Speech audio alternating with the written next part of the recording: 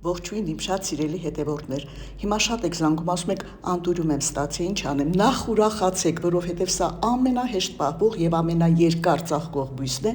բացի այդ խորհրդանշում է կրակոտ սեր։ Հեռացրեք փաթեթավորումը, ապա հաջորդը հիշեք, որ ոչ մի տերև կամ ծաղիկ մկրատով կտրելու կարիք չունի, երբ կյանքը ավարտում է, պարզապես այսպես ձգեք եւ պոկեք։ Հաջորդը պիտի ստուգեք հողի խոնավությունը, որտեղ շատ ջրել չի սիրում։ Կարող եք անել փայտիկի օգնությամբ կամ մատի։ Եթե հողը կպչում է, իսկ սա տորֆ է, ապա ջրելու կարիք չունի։ Պետք է ջրեք, երբ որ լավ չորանա եւ չկպչի փայտիկին։ Ամենակարևորը, հողը պետք է փոխել, թե չէ, տորֆի մեջ է։ Կարող եք 6 ամիս հանգիստ պահել,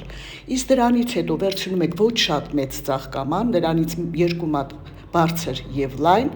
եւ ամենակարևորը արմատավզիկը չեք խորը տնկում հողի մեջ։ Դնում եք ցրված լույսով տեղ,